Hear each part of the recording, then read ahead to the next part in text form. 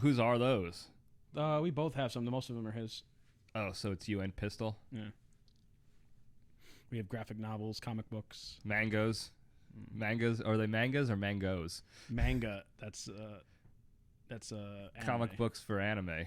For animes. Yeah, for animes. Where they're all, like, the 8-year-old kids are jacked and the young girls are fully developed. Yeah. It's a little inappropriate, to say the least.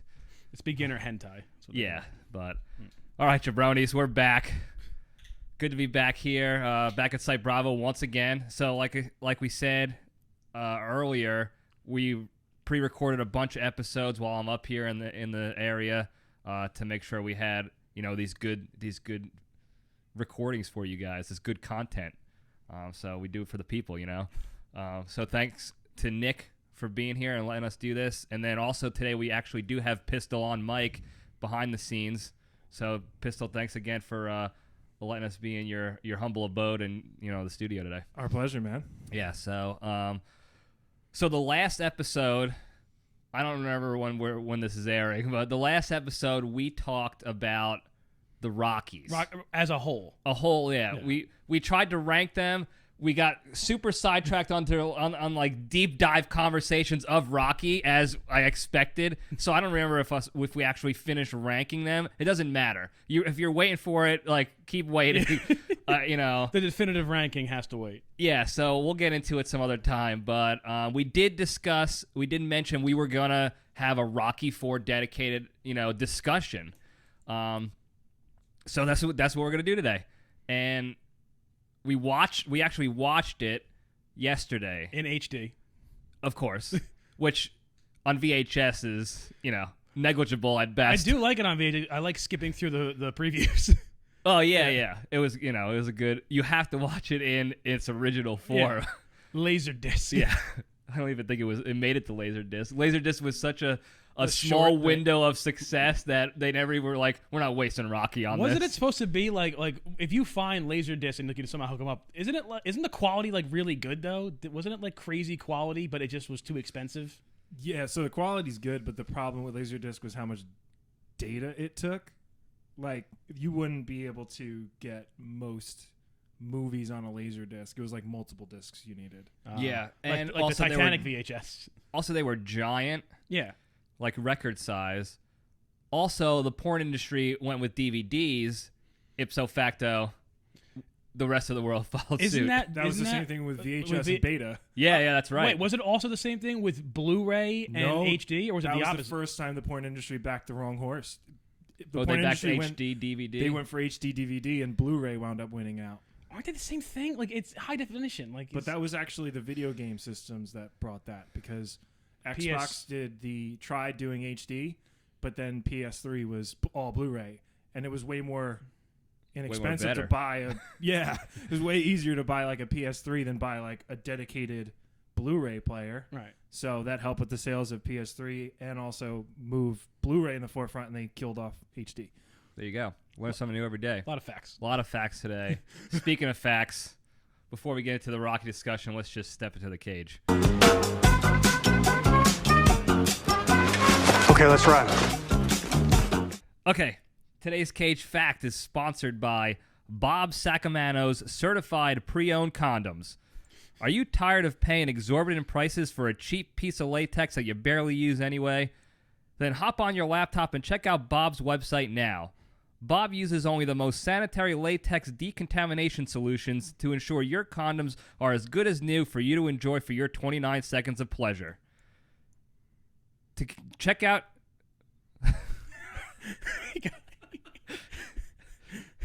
Too excited over the tremendous deal and value. So go to the website, folks, to visit, get to the site, the thing, www.secondhandsex.com, and use the promo code RECYCLE for 5% off. So we took the long way to get to that one, folks. What is the going rate like before the discount? How much is? I mean, that's why I didn't negotiate for a higher discount. I didn't need to. I mean, we're talking like pennies we're saving here on these certified pre-owned. I love how they're certified. The CPOCs. Like he has a technician come in and be like, yeah, this is not a lot of mileage. Like you're good to go Who on this. certifies them? Inspected by number 69. Yeah. So, look, I'm not asking questions. You don't look a gift You don't- condom in the mouth. Yeah. I don't want to know how the sausage is made or how it's remade. How it's clean. Yeah, so we're not doing that, folks. But anyway, let's get to the fact. So today's Cage fact. While they were filming Ghost Rider 2, Spirit of Vengeance, Idris Elba recalled an incident of Nick Cage to kind of like, I guess, reiterate or prove how intense, like how much Cage gets into his films. I forgot what they call it, where they like a method acting almost. Yeah. So he recalls this incident on location in Romania when they're filming, and he said Nick Cage like appeared tired one day, and he asked him like, "Hey, did you get any rest today?" And Nick Cage answered with, "Yeah, man, I went up to Dracula's castle, the ruins up in the mountains, and I stayed the night. I just had to channel the energy, and it was pretty spooky up there." And then he walked away. And let's go. And scene. So, What? Mike was starting to clip. we got a loud mic. Yeah, I'm going Nick you got a Libretti hot on the mic. Hot Oh, mic. it was Johnny's. Sorry about that, jabronis. But anyway, Nick Cage has probably a full like trailer, or they have him up in a nice hotel area for filming up But in no, Romania. he wanted to say at Vlad the Impaler's castle. And it was an abandoned castle. It was just the ruins. So he just went up there with a sleeping bag. with maybe. He slept in a casket. Yeah, whatever was Like, up there. like, Just crossed arms with his Ghost Rider tattoo. see that's the thing is he brings it when they give him He a good brings movie. it. That's it. No, that's it. No, but He when they give him a brings it. good movie, that's why he does so well in a good movie. But the thing is, because he was so broke, like he's like, I got to take every movie they're giving me. So the movies are just crap. But like his performances and his dedication to the craft in each, if they just keep giving him good movies, he will do well in them. Yeah, so I half agree with you.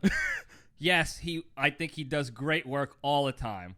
But if you refer to a previous Cage fact where we talked about, I believe it might have been at Bravo here, where he talked about how he just likes to work, and for whatever reason, Hollywood gives him shit for taking on all these movies. It's not because he needs money. It's because he needs money, obviously, but also he enjoys the craft and working so much. He's just like, yeah, I don't care what it is.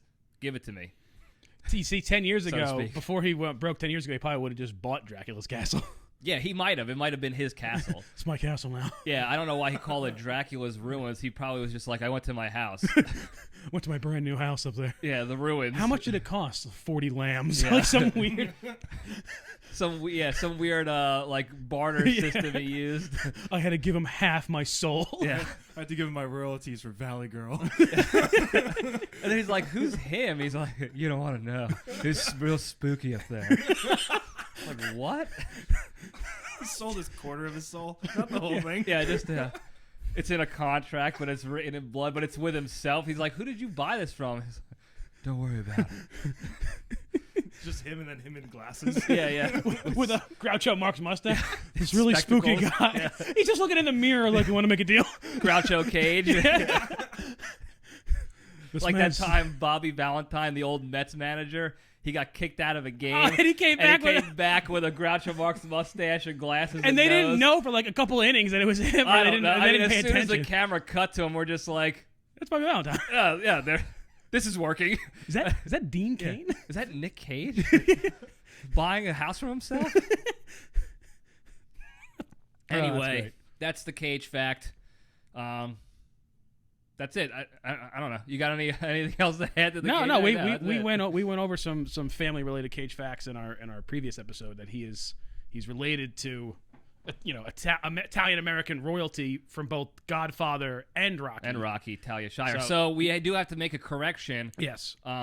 We originally said, or I said it. I said I think I said they were cousins. I knew they were related. I think I said they were cousins. Nick Cage is actually Talia Shire's nephew. Yeah, his father is her brother. Yeah, and then both of them, Francis Ford Coppola is brother to both people. He's brother to Talia Shire and to Nick Cage's dad, Augustus Coppola. Right. Or August Coppola. Yeah, so that's the correction from... And then Talia Shire's son, Jason Schwartzman. No. Yeah. She married a guy, I think he was a producer or something named Jack Schwartzman. And then Oh my goodness. so Jason Schwartzman is Coppola and Cage related. How come we're not getting Cage in a Wes Anderson movie then? That would be nuts. That would be so... It would be... I don't know. I think it'd be too weird. I don't think Wes Anderson is ready for that. And if you notice, he uses the same act. He lives in a comfort zone, a very like well-known zone that he is. That's all he seems to know, which is fine. It works for him. But if you throw a wild card in like Nick Cage, the craziest he can get is like a you William better Dafoe. strap in. I would say Bill Murray. No, but like Bill Murray is still like pretty. Like I feel like a William Dafoe is as like kooky as Wes Anderson can get because he still wants to preserve his like oeuvre, and Nick Cage would just throw all that to the wind. We could also We could easily slug in Nick Cage in The Life Aquatic. Yeah, he would fit in that movie. Yeah, He is the Life Aquatic. he is. That's what I'm saying. Imagine if he secretly based all his kooky characters. Like, I want you to be very Nick Cage-esque in this movie. Just Why don't you just hire Nick Cage? No, it doesn't go. I'm not ready for it. I'm not ready. Jason, call your uncle. Yeah, you know when you know, you know. So, but yeah, so that was a correction. But into the Nick Cage, like transitioning into the Rocky realm, Rocky 4. Rocky 4. So we talked about all the Rockies, and I got a little emotional about how intense and how much of an effect Rocky 4 had on my life as like not an adult, but what as how I aspired to live my life as far as working tirelessly, even though I'm not skilled. I'm like the Rudy of anything I do. Like I'm 5'0", 100 and nothing. I don't have a speck of athletic ability. First of all, and that's literally everything I do, whether it's sports, school, work. I always have to work extra hard because you're a tiny guy. I'm lacking any sort of natural ability in any realm I put myself into. So Rocky 4, that mindset of this guy, this Drago fella, he's fella. literally killing people. Left and right. It's not like a figurative killing. He killed my friend. Like really recently. Yeah, really. Like just 10 minutes ago in this movie. Right. We'll talk about that in a second. We'll talk about the timeline discrepancies, but that like sort of it wasn't really so much of a vengeance that he had against Drago, but it was just like it was a motivator for him to just do what he had to do. Work past any sort of like human limit that a guy of his stature and the passion of will. It was, yeah, in the heat of attack. Yeah. So for overall theme of Rocky 4, it is the quintessential. I feel like there's a few genres of like 80s movies. There's like the high school kind of Breakfast Club, Brat Pack, Ridgemont High 80s. Nick Cage movie, by the way. He worked at the burger shop with what's his name? Judge Reinhold. Yeah. Weenie whistle. But it has everything from if you were to make like a fake 80s movie now, what would you put into it? Training montage, flashbacks, robots, steroids, or drugs in general. Some sort of anti-communist propaganda. Yeah, so America. I wouldn't call it propaganda. It's really nobody wants it. synth like pop music, like synth like 80s like drum like what do you call them? Phil Collins drums. drums. I don't know. Pistol. What are they really called again? Oh, gated reverb. That's it. Yeah. Gated reverb. Yeah. Phil Collins drums. Phil Collins. Yeah. Phil Collins drums. PCDDs. Yeah. Phil Collins drum daddies. So it has all of that. Lamborghini with when the lights on the Lamborghini. Oh, they pop up. They pop like the track suits, the Hugo Boss, everything about the it. Oily bodies. Everything about it is so 80s. You can't get any more 80s than Rocky 4 unless you sprinkled in cocaine somewhere on like a naked chick. Yeah. Well, here's the thing: is they were Probably on cocaine. Here's the thing: I feel like in '80s movies, no one was doing they weren't doing cocaine except for like Scarface. But I feel like in '80s movies they weren't doing cocaine. But in real life, the people filming the movie were all doing cocaine. No, in real life, yeah. Yeah. But there was like American Psycho. Well, I guess that was in that 2000s, took place about in the 80s. Yeah, It's like there that's was the a thing. lot It's of- everything about the a lot of 80s. cocaine, yeah. The behind the scenes of everything in the 80s was like Motley Crue. Everything was cocaine. Maybe they didn't want to show that they Yeah. were all doing cocaine until that was after the fact where they're like, hey, we did a lot of cocaine back then, right? It was like too close to home to put Yeah. it in film. Yeah. They were like, think about except for they're like, we don't want to waste yeah. good cocaine on a movie. except for like Scarface. I'm trying to think of like quintessential 80s movies where they're doing cocaine in the movie. I'm sure there are some.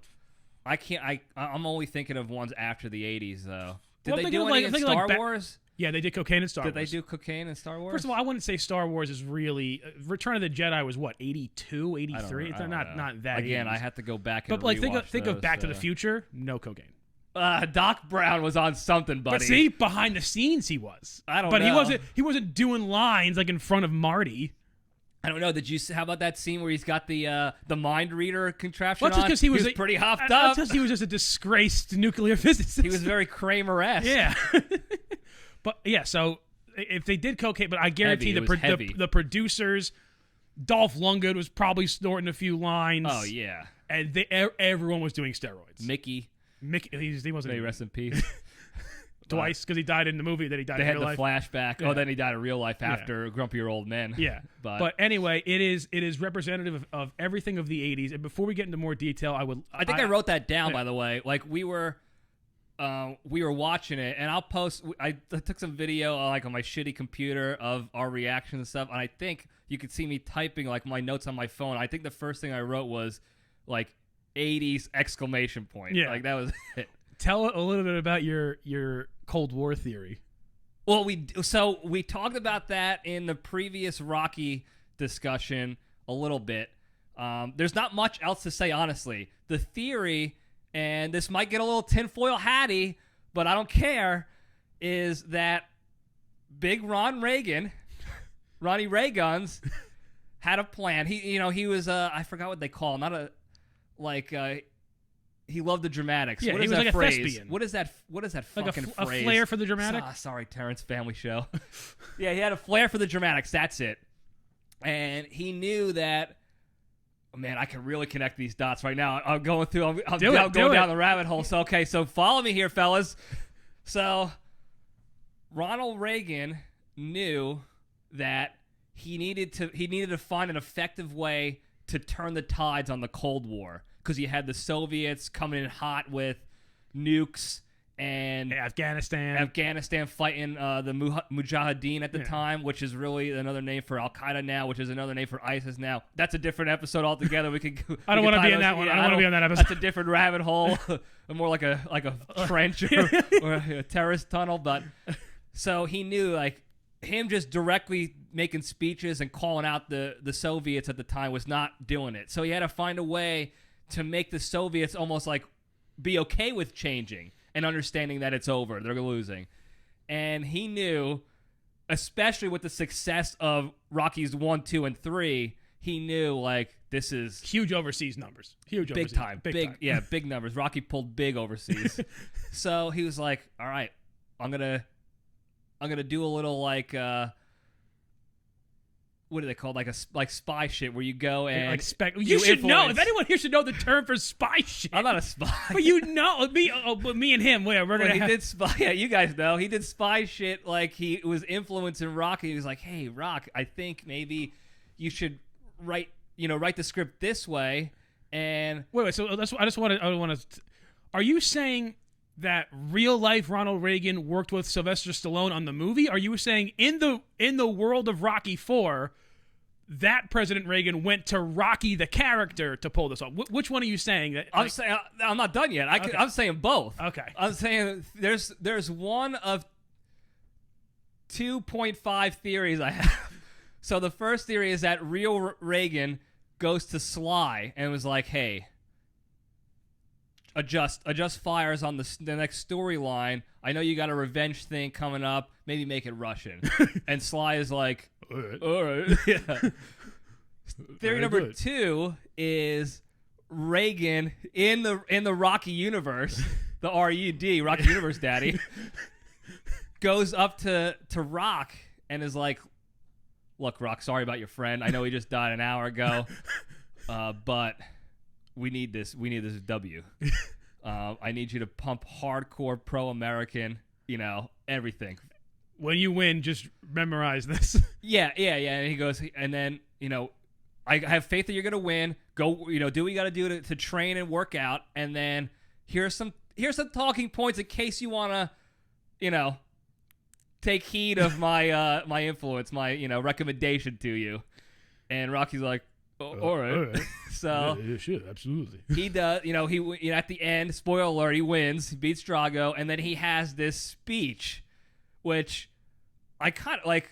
I get worked up at the end of that. It's not as much as I get worked up at the end of Rocky 2's speech or after when Mickey dies. Yeah, that was a tough one.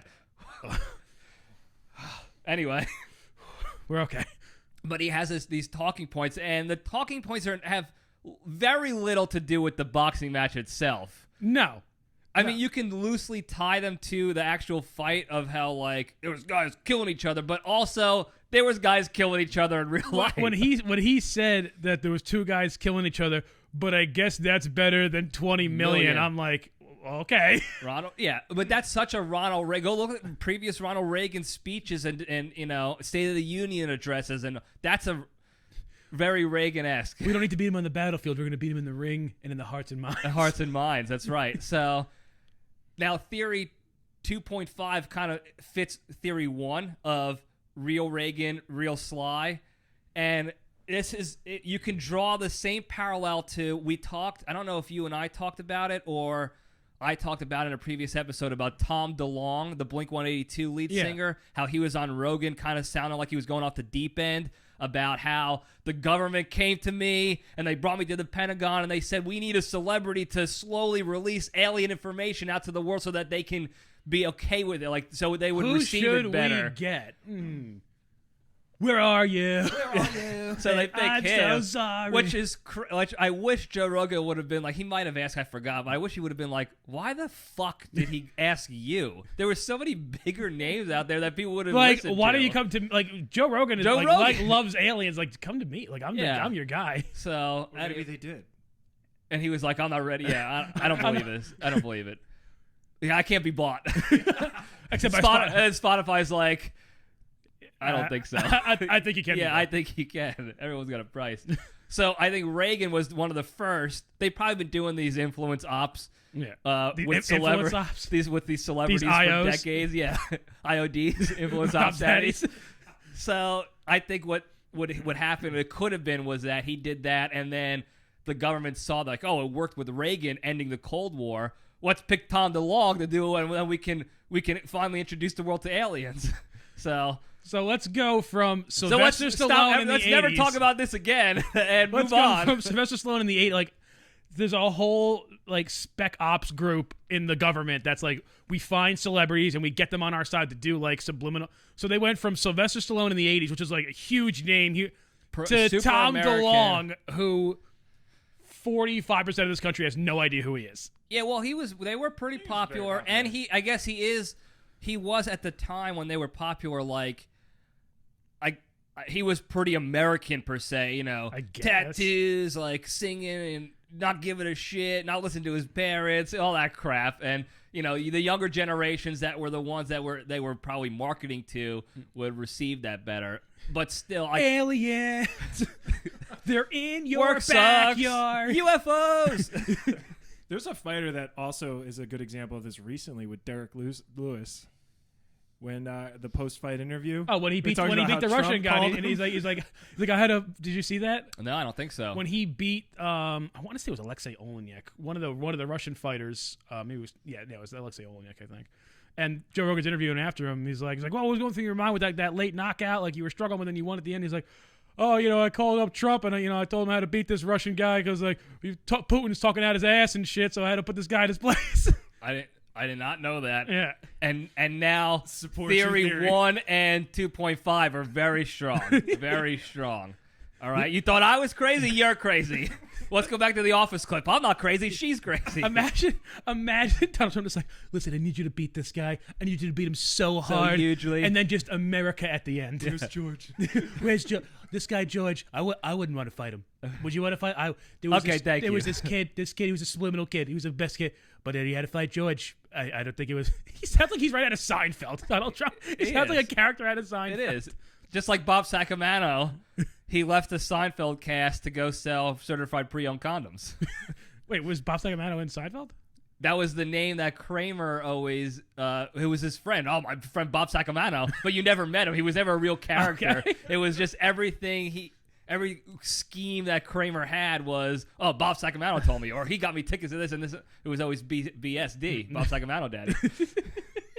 So anyway, let's get back to Rocky IV, because I could so talk about much. that all day. Man, I wish I had the video up that I could show immediately of like our reactions to the fights and the montages and stuff. But First of all, dual training montage, simultaneous montage. whole montage with Simul a montage? song. It stops for about a minute and a half. Talia Shire shows Well, up. it gives you a break. It Yeah. gives you a break because they're like, we're not even close to done, bitches. There's so much more outdoor Yeah. training he's gonna do. Go get a water and a Jolt Cola and get fucking Go ready. have some Diet Tab. Strap in. while we Because we're about to win the Cold War. go drink some Pepsi Free because we're about to light up. This is going to get heavy. We did talk about this in the last episode, but honestly, for a movie that's supposed to be about America beating Russia, actually is not shown in that bad of a light in the movie. Minus the steroids. Yeah, very accommodating of Rocky. They flew him out there. Then he had to take another private flight to Siberia where he trained. Then they gave him a whole house and a barn filled with equipment. They gave him chaperones. They gave him food. Like, oh, anything you want, let us know. And then mid-training montage, his wife, I guess, just called the Soviet consulate, which The Politburo. was super easy to do in 1985. Just call up Russia. and No, be you like, just pick up your phone. They were already bugging your phones. If Russia's listening, can you help me out? Hello, I just got done with my shift at the pet store. I want to go see my husband fight. Okay. Are you bringing your kids? No, I'm gonna have the robot watch my children. my robot servant is gonna watch my children. Yeah, what would they call them? Sicko the robot? Sicko or the something? robot is gonna watch my child and his friends on Christmas while I fly to Russia to surprise my husband in the mountains. And possibly watch him die. And my kid is going to watch him die on TV and have no one to console him Except for Paulie's sex robot. except for Paulie's weird sex robot. He's got his wires tied so he can do sex to it. And it won't get pregnant? Yeah, so, He says, I'm gonna get her No, wires it's so tied when I get back. I'm so like, he why? wouldn't get electrocuted.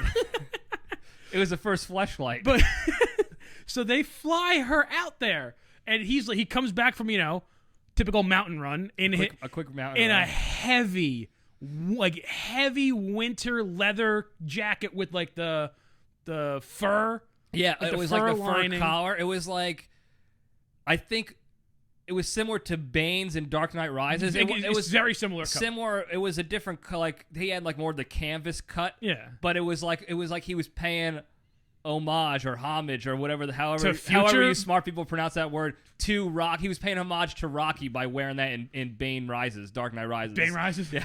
Tom Hardy. Tom Hardy Rises.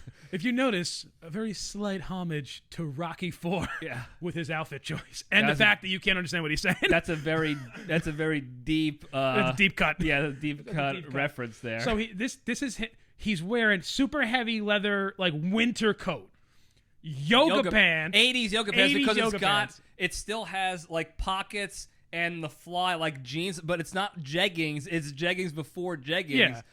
And then like an Italian man cap, like a John Libretti 3 cap. yeah, he might have been wearing the cap already. I don't and remember then that part. snow boots. So like this is like They weren't just snow boots. They were like old galoshes. man Marley galoshes. Yeah, they were like Southbound Shovel Slayer galoshes that he was running in 3 feet of snow that minutes before Paulie sunk his fat ass in. Whoa, Goddamn. God.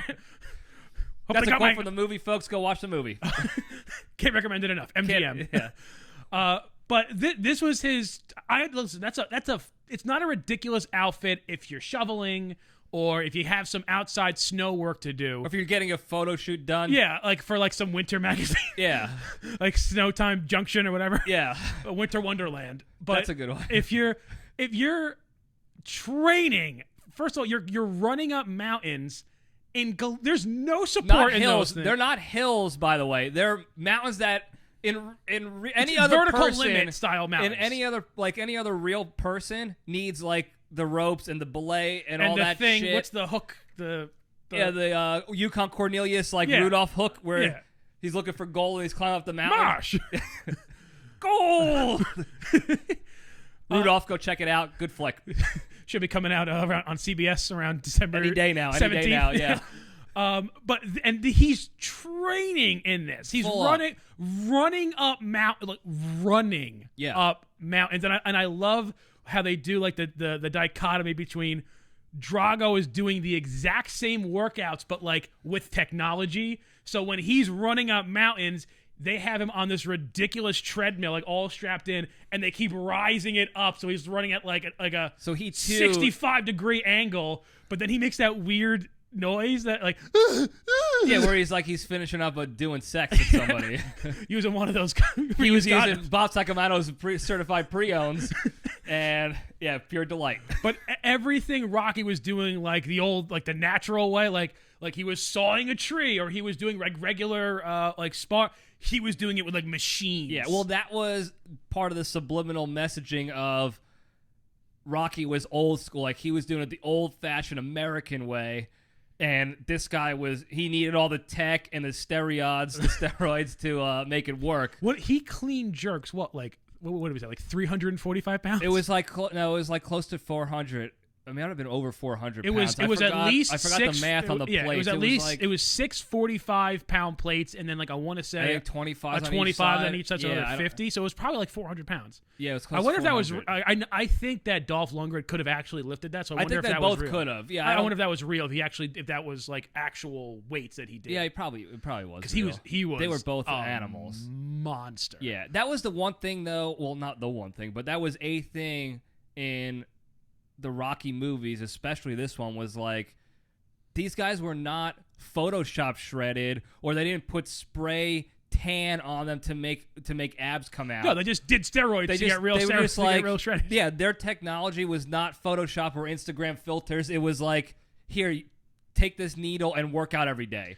And they're like, all right. And this was also before, like, I feel like this was the first time, like, health science was really coming into that you knew, like, what kind of workouts to do.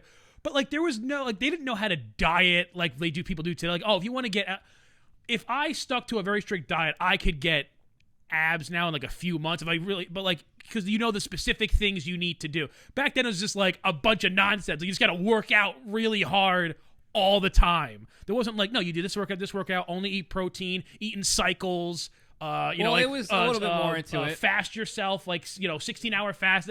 Back then, it was like, eat steak and eggs and like do those ridiculous leg lifts that he was doing. Yeah, but it was right. So first, I want to step back because I want to call you out. I don't think you can get abs in a few months. No, if I was your level disciplined, like no, I'm not that me personally. Like, I'm not that disciplined. If I had actual discipline to do it, if you were on my level of discipline, you still wouldn't have abs because I don't have 6-pack abs. You're so small. That's fine. Sometimes if I sleep in a couple extra hours, I'll have 2 abs. What does that mean if you sleep a couple extra hours? Because then it's a couple extra hours I'm not eating. Okay. But you know what I so Anthony, my coworker Anthony, did this ridiculous cycling diet. Yeah, you could do it, but where he didn't even really work out, but it was like the cycling diet where he got abs because like they cycle you. So like you have a carb day, but you can only eat like this amount of carbs these 3 times, and then like the other days you have to have fish and you got to eat like every 6 hours, but like these exact meals you have to weigh everything. And he got abs in like 7 or 8. Yeah, he's in much better shape than me, but like 7 or 8 weeks without really like doing a shit ton of core workouts. Yeah, they figured out how to get it through like science now. Yeah, real quick, don't ever interrupt me again. Okay. We have fun here, folks. We're just kidding. We have fun. No, but back then it seemed simpler, but it was also like correct. It was harder. It was like crush protein, eat the right carbs to get the energy you need when you're working out, so you can burn the correct energy quickly, and don't like don't eat like an idiot, don't party too much or whatever, and take steroids. Don't do. Yeah, well, that's the thing. It's like they had It was like they had if an you could- almost plan, but then instead of like really cutting down at the end, like, oh, I'll just do steroids. It's like a workout again tomorrow instead of having to take a rest day. Exactly. Yeah. I mean, they still do that. Like today, Mr. Olympia, if you listen to my friend Joe Rogan, he's got a podcast, guys, Joe Rogan. If you want to check it out, he's an up-and-comer. I highly recommend him. He's gonna be huge one day. Yeah, he is. But he did a podcast with Ronnie Coleman, Mr. Olympia. Like, he is Mr. Olympia forever. Didn't he? But he got bad problems, didn't he? He had a bunch of back surgeries, but he still works out every day, an hour and a half a day. He crushes it. But it was like he was talking about how steroid use in Mr. Olympia was not like they didn't turn away from it. They didn't look away. They were okay with it. It's like as long as it was a prescription from a doctor, you were good to go. If you couldn't use it like illicitly or like under the table, it had to be above board steroids use. The same thing with and that was in the 2000s. In some of the modern, so like Bellator for like modern fighting, like so like obviously UFC is super strict on Now, steroids. yes, They have for sure. USADA and everything, like they'll pop you, like they'll get you. Yeah. Bellator kind of looks away, but then ONE FC, I was which is gonna out say one. I think they don't give a They shit. put it in the contract. We do not test you for steroids. Yeah. And that's why It doesn't say Vitor Belfort's going to go out there just at 55 years old and just head kick everybody. Yeah, he's gonna look like Drago. Just head kick everyone into oblivion. Yeah, he's gonna do like a Randy Orton skull punting to everybody, just finish him off. But I love how Good on him though. They address it in Rocky IV. They're like, oh, what about the rumors of steroid use? And they're like, oh, no, we don't do that. And then not even like subliminal messages, just blatantly needle in the arm, bunch of yellow juice. The only thing they could have done to make it more explicitly telling you that it was steroids was like popping up like a marquee on the bottom just as like steroids. If the vial of juice just said steroids on the with like syringe. a jacked guy on it, it's like big steroids, it's Russian just- steroids, Yeah, Bob Sacramento steroids, and it was like a guy like that. Like, with a used condom on it. yeah, he was wearing like an old wrinkly condom that was certified pre-owned, so it's not as tight anymore. It's like just hanging off his Yeah. very small steroid penis. His steroid, yeah. So, But I will say, first of all, I think as a first outing for Dolph Lundgren, I think that was his first big movie. Phenomenal job. yeah, it might have been his only big movie No. for the layman, not for you and I. He was the He was Punisher. the Punisher. He was in Expendables. He was in that some weird movie with, what was Bruce Lee's son's name? The one that was in The Crow. BLS, Bruce Lee's son. Was it Brandon Lee? Yeah, that sounds right. Yeah, so they did an action movie together where they were like both cops, and I used to watch this. I watched this YouTube video called like the worst dialogue of all time. It's like this compilation video. Oh, it's the weirdest dialogue, and it's those two like in a room like getting guns ready for a gunfight, and Brandon Lee looks at Dolph Lundgren. He's like, before we go, he's like, I just want to say you have the biggest penis I've ever seen in a man, and Dolph Lundgren's like, oh, thanks. And then like the movie, like then they fight, I guess. That sounds like something that could have been right out of the movie Action Jackson, Oh. which also has Apollo Creed in it. And Coach, Greg T. Nelson. we gotta watch that That's- movie. yeah, we there was should a maybe how review that. did this get made? Did Action Jackson, which was like it was supposed to be like a 48 Hours kind of, or Beverly Hills Cop, Beverly Hills Cop, yeah. but it wasn't. Apparently, it was just a hot pile of garbage. It was Craig T. Nelson doing karate against Apollo Creed, against Carl Carl Weathers. Weathers. Oh my god. And Chubbs Vanity, Peterson. and Vanity was in it. Vanity from Last Dragon. Yeah. And Prince. She was Oh, she was stripping Prince. She was one of the, I think she was in the, what was the Underground, whatever. Raspberry Beret. Whatever his Purple band Rain. was. No, what was the name of his band? Like his The group? Revolution. The Revolution. I think she was part of the Revolution. We all were. Oh, he's got it. Oh, there it is, Purple Rain, folks. I don't know if you can see on the camera in the background, but I can, and it's wonderful.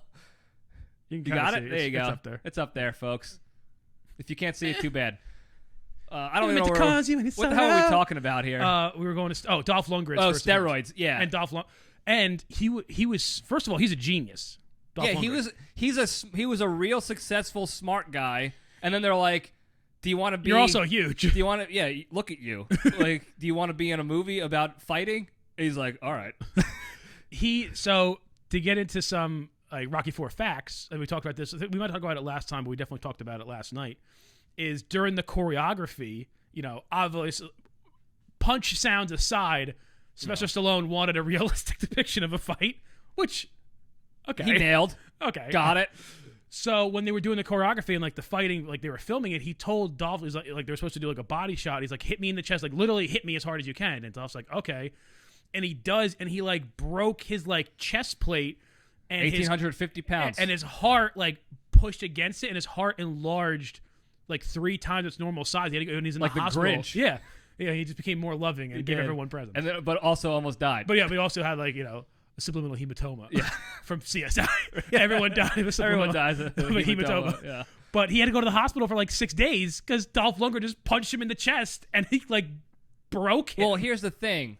Well, first, I got to backpedal. Up until I was an adult and actually watched a real boxing match, that was a real that's what real boxing was supposed to be. To you. It still is. Okay. Second, if you remember, and this is the one thing I'll dog on Rocky for. In Rocky 4, you get it? We have fun here. The trainer, the manager, said before he even fought Apollo, whatever he hits, he destroys. Whatever he destroys. Just like that. And Rocky was like, do it. And he destroyed his chest. Here's the one thing that's I don't want to say bother because I love the movie. I love it so much. Yeah, I was just gonna tread lightly. I'm going to tread fella. very lightly, just like Paulie's jacket. Don't tread on me. That's right. Sponsored, he had an NRA jacket on. That's right. For Yeah. some reason. If Which you we'll watch, get into. Yeah, we'll talk about it in a second. Go ahead with your story. So, I forgot what my point was. What were we talking about? Paulie? No, before that.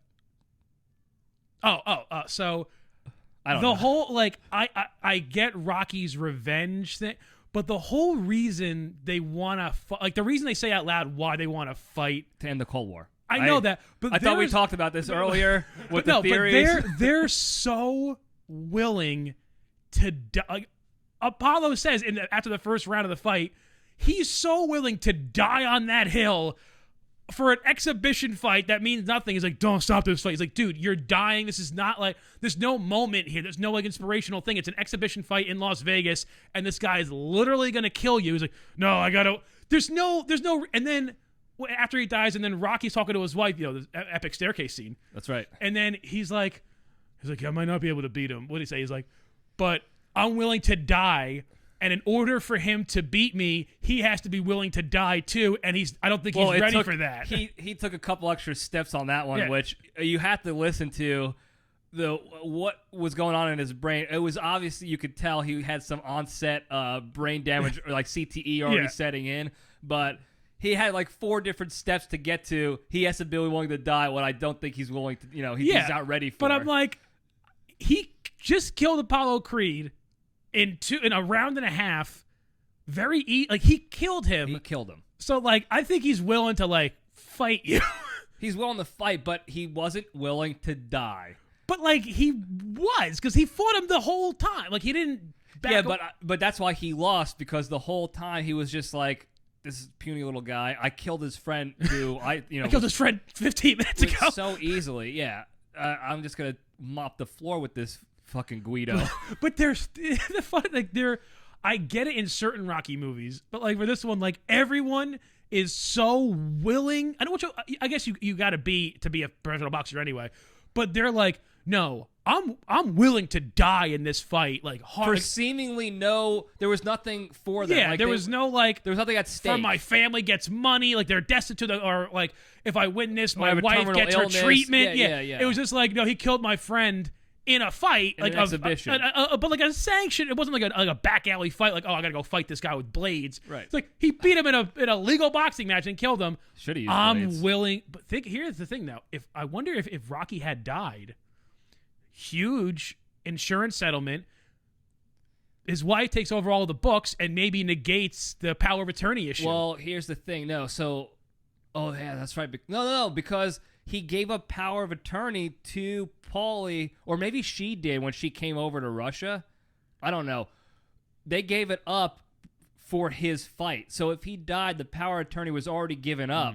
But if she got the settlement, that's after the fact too. Yeah. So she would have gotten probably bit. a couple million, because she could have kept at least a nice house, not moving back to like the scum of Philadelphia, the hood, yeah, or wherever. Streets of Philadelphia, Yeah, scumbag city. But also, did you ever see in South Park where they were doing? I think it was the the AIDS episode with Jared has AIDS, and it's supposed to be like the Streets of Philadelphia song from Bruce Springsteen. So it's like the streets of Philadelphia, cream cheese. Oh, I don't remember that part where they snuck that in. That's good. We can't talk about him anymore, though. No. Not Bruce Springsteen, the other guy, the Subway guy, because he's a pedophile. He's a pedophile. And if anybody knows anything about me, you know I hate pedophiles. And Subway sandwiches. And Subway because of it. But I could talk for hours about my whole issues with the sex trafficking, the child sex rings, and we got to get... We got to get back to Rocky. If you didn't think I was going to mention it one time in these pre-recordings at Site Bravo, you got another thing coming. All right? Because they continue to bury the story. It's not funny. They continue to bury the stories. There's more and more coming out, and nobody wants to talk about it, and I'm going to continue to talk about it. So if you thought that the conversation was dead, think again. All right, back to Rocky. Back to Rocky 4. Yeah. So where were we? I don't blacked know. out for a second. So fix my audio. I'm blowing up here. Sorry, folks. A little technical updates here. Yeah, no, it's all right. So what were we talking about? The money. Oh, so yeah. So what I wanted to say about the money was, and the whole idea of dying for an exhibition, an unsanctioned exhibition. Yeah. I had this conversation with the Wet Cat and Dangerous on the drunk episode at Dangerous's compound. You literally have a nickname for everybody but me. Farva. Please don't make that my nickname. I'm begging you. I'm begging you. Please don't make that my nickname. Well, somebody's got to have to figure one out. It's not going to be me because I got one for you. Please don't call me that. Anyway, we were talking about this in the baseball world. And I'm going to call out Steve McStiff, Mike Greer, because he was dogging on us for talking about how tough our college baseball experience was and how it was tougher really than that everything tough? else. It was more running, and it was tougher, and it was better than any other sport or any military. Delta Force doesn't do anything like the baseball team did at Embry-Riddle. So and you worked with Green Berets. That's so right. You know. So, but that mindset of like everybody else thinks it's logically, it's like, this is stupid, Rock. On paper, there's an exhibition. Your friend died over a stupid exhibition. You're an idiot. But inside, deep inside you, for whatever reason, it's all you know. There's a burning heart. There is a burning heart, and it's about to burst. And Drago actually almost burst it when he punched him in the sternum. Speaking of bursting, get one of Bob Sacamado's certified pre-owned condoms. If we burst it at the seams, they use one of these bad boys. Literally, the seams will break open. They will break right open, and it'll turn to like a mesh basketball net around your penis. Visit secondhandsex.com today. So, but that mindset, and that again, we didn't talk about it when we watched the film. It was kind of internal to me. Again, I was thinking about it. That's probably why I started crying mid-movie again. But that mindset or that feeling that you have for something that you're just so passionate about, that's all you know, that's all you want to live for. I got it. Like, I understood it. You got it, but sense. there's nothing in baseball. Matter. There's nothing in baseball where it's like, I know I can die doing this, and I'm going to go. Like, yeah, but I'm also in the military. Oh, that is so true. The feeling is still there. But you were using your baseball experience. That's what you said. Yeah, because I was willing to die. In fact, I got hit in the face multiple times by a baseball trying to stop it from going past me because I didn't know how to use my glove well enough. So I just dove in front. Yeah, I did what I could, and I was willing to die. And then my coaches there were like, "What are you doing, dude? You're not even going to start tomorrow." Like, I got to do what I got to do. And then I drove off in my Toyota Camry and listened to No Easy Way Out on cassette, which I did. Can we go over the timeline just a little bit? So yeah. So there we don't have it only is a little bit because the timeline was in a span of 3 days. First of all, movie clocks in exactly hour 31, which is beautiful. Like a good solid. That's a solid 90 minutes. I'll take an hour 45 if like Rocky 4 I could have taken an hour 45 to 6 hours. I would have still been in. Yeah. But see, Rocky 2 I want to say is like 2 hours. Yeah, but did you watch the final fight? Yeah. It deserved every minute of that. It did. Well, there was a lot more drama And Rocky 3 is where they went. It was more of like action movie boxing. Yeah. But Rocky 2, they're like, because he was destitute, he was couldn't a find a job. He lost his job at the story meat packing focus. plant. He bought He a got tiger laid off. jacket. Yeah, he bought the tiger jacket. Had the bouncy ball in his leather coat. So, and I'm gonna explain this to Pete because you haven't seen or you don't remember the movie from when. Can we just call out Pistol real quick? Especially since we're in the safety hidden behind our mics and he can't reach me to hit me right now, that Pistol has not seen all the Rockies or the Back to the Futures or the Indiana Joneses. So those three sagas you've alone. seen Role Models 16 times. Those three sagas alone are the three. If you can trace back anything not human related, like not my parents or grandparents influencing no me. lineage. Yeah. Those three things had the most influence on my life than any other thing, like any other tangible thing. And obviously, And it turned out great. Oh, yeah. Look at me. Super successful, loaded, strapped to the gills with cash. Like, flush Look at with these it. pecs. Yeah, you could see my studio back home. Like, obviously, top of the line shit. I'm rolling in it. I'm super happy and successful, not one bit depressed or suicidal or anything like that.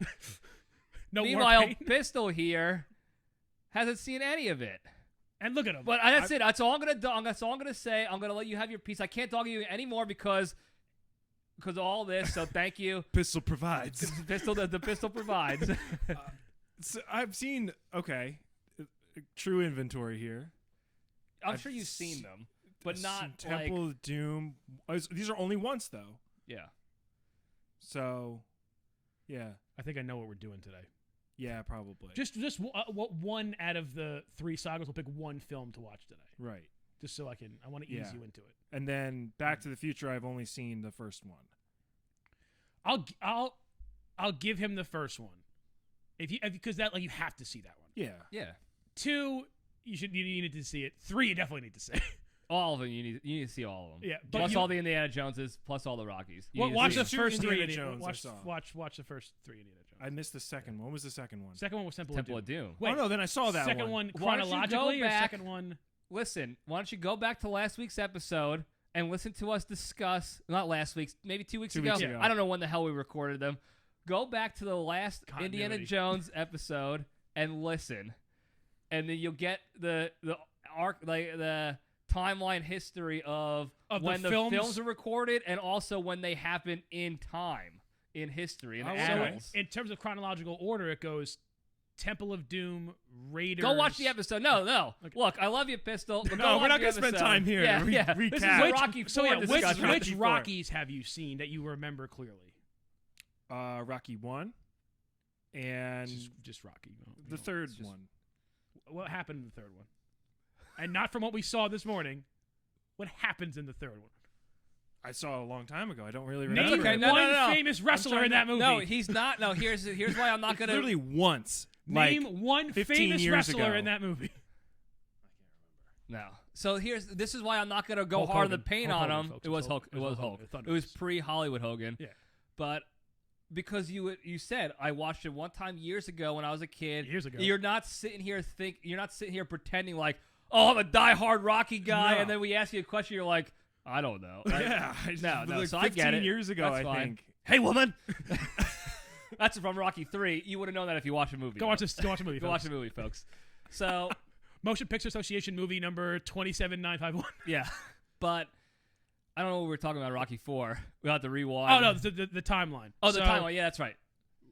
Ivan Drago kills Apollo Creed. Wait. Start before. No, but that timeline is, I guess, is normal. Like, as far as we know, that timeline is normal. It's just like it could be several weeks in between between the beginning of the movie and the exhibition fight. It's I don't know because Rocky 3 ends. Like, so in the beginning of Rocky 4, obviously they show the final fight of 3 when he beats up Clubber Lang. And then he has the fight with Apollo.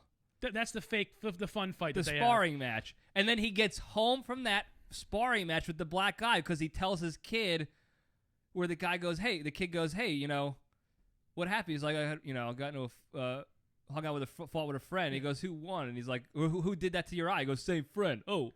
And But here's the thing. Then the end of Rocky 3 must be a jump from the Clubber Lang fight, because when he fights Clubber Lang, his son is about 3 or 4, and then when he comes home in the beginning of Rocky IV, his son's about 7 or 8. Yeah, it was the steroids. The son was on steroids that made him older. Yeah. What? I don't know why you're asking this question like you don't, like, this doesn't make sense to me. Of course it makes sense. It was the 80s steroids. They were giving steroids to the 4-year-old, not to make him jacked, just to make him look older. It was the 80s, man. It was the Wild West, baby. They were gunslinging syringes left and right, Papa.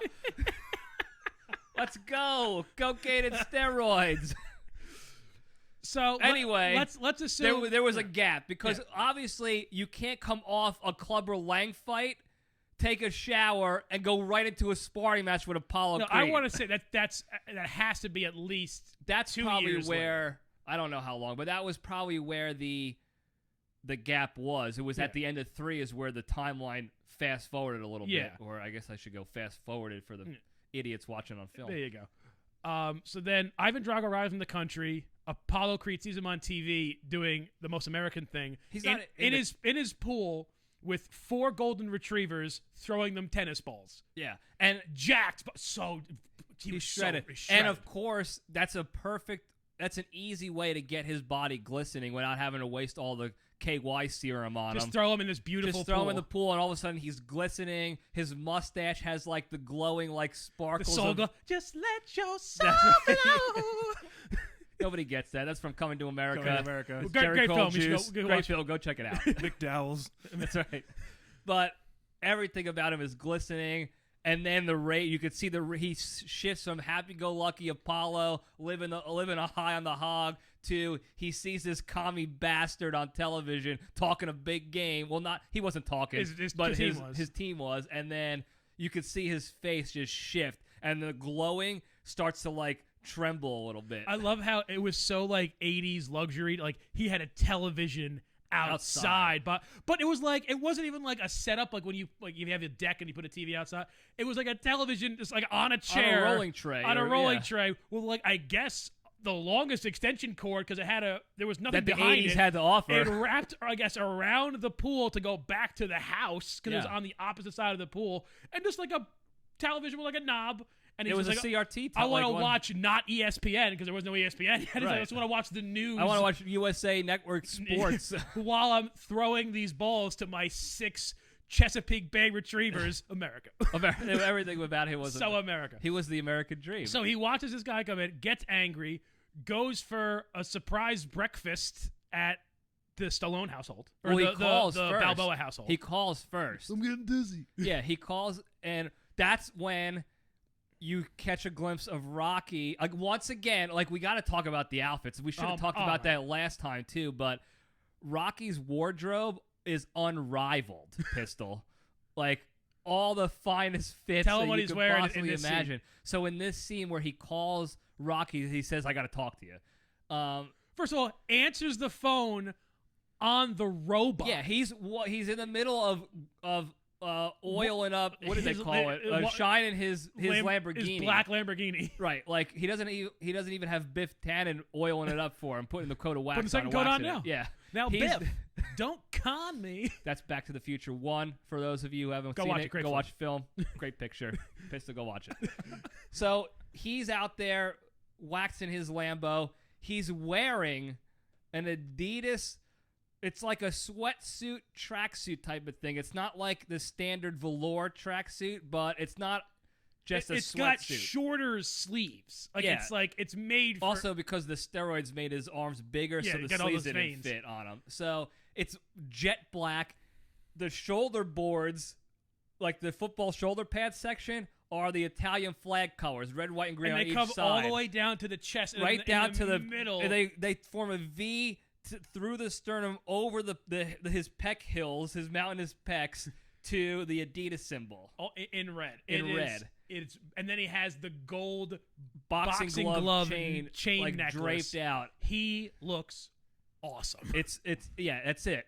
So absolutely awesome. Gets a phone call from Apollo, and he goes to run inside to his mansion, which is the size of the White House practically. The biggest house in the outskirts of Philadelphia. Yeah, cream cheese. And then he goes to run in, and Paulie's sex robot goes, "You could take it here, big guy," or whatever he said. Whatever she says. That was still pre-female voice. You Was can it? take it right here. Oh, so he was still a dude. He was did still short circuit. It was a transitioning he was still robot. Johnny Five. He was voice. Johnny Five still, and he picks up the phone on the robot, but the robot doesn't stop doing what he's doing. He's still dancing and moving around. So Rocky still has to rotate around this while on the phone. Yeah, which kind of is like symbolic. Cinematography. It was kind of symbolic of Rocky in general. Like he was a tough guy who never backed down from a fight and always, he would get knocked down but never knocked out really. But he was also a beta, like in the regard that Apollo bullied him in the first two, and then when he was his coach in the third, he still like yelled at him and told him what to do, and Roxy was like, "Oh, all right." Like, so whatever you say. Yeah, so he couldn't even like alpha dog this sex robot. He was just like, "Oh, I guess I'm going around in circles," just going along with the flow. That Apollo shows up angry. Oh yeah, real angry for some reason. Yeah. Tells Rocky probably the roid rage. Yeah. Tells Rocky I need to fight this guy. He's this Russian. He's coming over here making us look bad. And of course the voice of reason is Adrian. Like, listen. This is a 24-year-old giant Russian guy. And he's a science experiment. Yeah, you're a good-looking 38, Apollo. Like, you look great. But you're 38, you haven't fought in 5 years. Maybe this is not, like, a good idea. And he's like, I'm going to do it anyway. She gets upset and leaves. Convinces Rocky, all right, we got to do this. So they have a press conference. Real quick. I'm assuming the next day. Before we go on, Apollo Creed, he was the first person to wear like a button-down shirt, like for a suit, with no collar. It wasn't like the standard collar you put a tie underneath. It was just like one of these shirt collars like this that had the button on top, no tie. It was a collarless button-down shirt. Wild. It was, and he was like living in the future, and every shirt was tight. He was busting out of the shirts. Like his vascular biceps were pumping out of the shirt. Like the sleeves were like, it's like they spray painted the sleeves on him. What size are you? Extra large? Give him a large. Yeah, he was a specimen. So immediately sets up this exhibition fight. So like this is still where like I'm not sure of what the timeline is. I'm guessing it's a few weeks. They call the Soviet consul, like, hey, we want to set up an exhibition. It seemed immediate after. The only thing that changed was the outfits. Yeah. But it was like the anger, all the emotion was still the same. It was just like, I want to do this, and Rock's like, all right. And they're like, okay, let's get in the car. Let's go. Let's go to the press conference. I set up a press conference. I'll call from the road. Duke is saving our seats for us.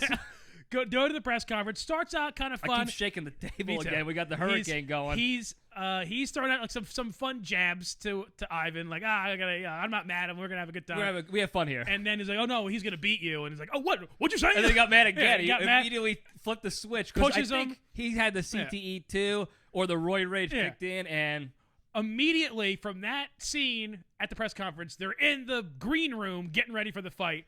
Which let's in regular Do fight they call terms. them green rooms for fighting? I guess the back room, the backstage, the clubhouse. Yeah, whatever. Call them the clubhouse of baseball. Yeah, this is different. Tougher than anything anybody else has ever done. This is the last time I'm going to tell you this. Boxing is not baseball. Every riddle baseball was way tougher than anything ever. Nobody ever forget it. It's tougher than Rocky IV. Continue the joke. Tougher than Rocky IV. Well, easy. Almost everything. Okay. Almost everything. You see, Stallion, you fight great, but I'm a great fighter. So Rocky 3, end of Rocky 3 during the sparring session. Go watch the film Pistol. Great film. Great film. So they're they're taping him up. He's got the robe on. His trunks are. He's about to go out. He's and about to fight, go eat snails. And right here is when Rocky's like, yeah, maybe you should like postpone a few weeks. It's like, why are you telling him this now? You've had at least 6 weeks between the press conference and the fight. Because that's what the script told him to say. A script that he wrote. With the help of who? I don't remember. Ronald Reagan. Okay. The same guys. Theory 1 and 2.5 in the tinfoil hat theory from previously. Go watch earlier in the episode. The same guys who built up the Iran-Contra affair were directly involved in the scripting of Rocky. So goes out there. Bulletproof theory. James Brown, huge showcase in Vegas at the MGM Grand for this it's fight. A scene, man. It's a scene. Rocky, Duke, and Paulie all wearing Hugo Boss hoodies. They weren't hoodies. They were. Rocky didn't have a hoodie anyway. They were. I guess they were like a mix between a grandpa sweatshirt and a quarter zip, because they were the size of grandpa, like big hoodless sweatshirts. Oh, but then crew had, neck sweatshirts. Yeah, but then had a big collar and a puffed zipper like and, Danny Zuko collar. Yeah. And then the quarter zip. These are also like, I have to get one of these as well. I have to get the tracksuit, the tracksuit, the black tracksuit, and then those. Those would be the only things if I acquired those fits. Those would be probably the few things that I wear on here from now on. Sans tank top. That would not be sleeveless. Right. Like those, and maybe some other special items mix in, but otherwise everything I'm cutting the sleeves on, not those. Anyway, if you notice, the boss on the Hugo Boss is red and blue. It's It's not black. I thought it was originally black, but it's red and blue for America. And I love how it says boss, and then underneath it says Hugo Boss. But first it's boss. Get this damn shirt out of the way. So we got real quick. Vineyard Vines. Look at this. This is sex right here. Dave Portnoy, hire me, please. Anyway, yeah, wearing the Hugo Boss. That's it. Well, yeah, we saw that yesterday. Quick, zoom in on the camera with the cell phone so they can see. That is the. Can you see? They can't see the price. You gotta go down. I don't know. I can't see. It's not going to focus in on the anyway, price. Just go look it up, idiots. I don't know what to tell you. $900. Yeah, that's the original. So, big spectacle. And I love, really great, honestly, not tease, a really great dramatic moment where you get to see some like cool emotion and character transition. Is, Apollo's all like happy. Oh, wait. Before you talk about that, we have to talk about Apollo's pre-fight fit. Oh, because Uncle Sam, sleeveless Uncle Sam, took a page out of the Libretti Podcast Diary show. Future. He knew. Yeah. He knew. And he's wearing the giant hat. Uncle Sam hat. And once again, because I believe he did it in Rocky 1. Rocky 2. 2, I thought. And he's like, he does the point where he's like, I want you, like Uncle Sam. Or was it Rocky 1? It might have been Rocky. I think it was Rocky, because in Rocky 2, he was not wearing he was just wearing red trunks. He was just wearing red trunks. Red trunks, yeah. But then he takes it off, and that's when he's. Sorry, really quick caveat. What he says in Rocky, when he's like, they're fighting on Columbus. No, they're fighting on January 1st, 1976, like the centennial. And he's like, Columbus founded this country, right? Like an Italian founded this country. What would be better than getting it on with one of his descendants? And that's why he picks Rocky out of the book of boxers to fight, getting it on with one of his descendants. Unbelievable line. An unbelievable line, folks. That's from the original Rocky. He's in the book looking for bums to fight, and he goes straight stereotyping, like, get it on with one of his descendants. That's such an like, alpha move. There's a lineage between Christopher Columbus and Rocky and Rocco Balboa of Philadelphia. Yeah, it was incredible. From the original Rocky, go check it out. Pistol, great film. So he gets up now. Yeah. Now go with story. So totally decked out. 1,000 nicknames, the best nicknames. The Master of Disaster, the Count of Monte Fisto. Oh, that's an unbelievable nickname. And then they go, and the ref's giving the rules like, hey, this is an exhibition. We're gonna have fun. Like, no low blows. And then they're supposed to, like, hit gloves like that. And he's like, oh, come on, it's time to go to school. And he goes to hit gloves. Time to go to school, John. And he goes to hit gloves, and Drago stands there, and he can't move his hands. Like, he goes like this to hit his hands, like, down. It's like he hits the table. Now I'm going to shake the cameras, folks, but he hits the table, and it stops, and it sounds like he hit the table. Yeah. And then he looks at Drago like, well, what the frig? Sorry, Darren. He's like, what the? And he looks at him like, no one. And then Drago, and what does he say? He goes, you will lose. He's like, you will lose. And first line of the movie by Ivan Drago is "you will lose." Yeah, and that was one of those where Apollo finally, I think, set in, was like, I will lose. He's like, oh, okay, guys. Yeah. And he was like, all right, here we go. That was what we were talking about earlier, was in real life when that one guy was fighting Mike Tyson. I forgot who it was, but that jabroni. It wasn't that clown from Massachusetts, from Mansfield, Mass. That fucking My idiot. dad. Sorry, Terrence. You got to watch that clip, by the way. This guy, I forgot his name, from Mansfield, Mass. He's trying to play Mike Tyson. He's reading like this shit talking on the press conference, and then he's talking about like being all dramatic. This is for my brother, my sister, my grandfather, and last but not least, fight Dad. And he starts crying. And then he goes, and last but not least, Mansfield, Mass. And then within seconds, Mike Tyson practically rapes him in the ring and takes him to task. Pete But McNeely.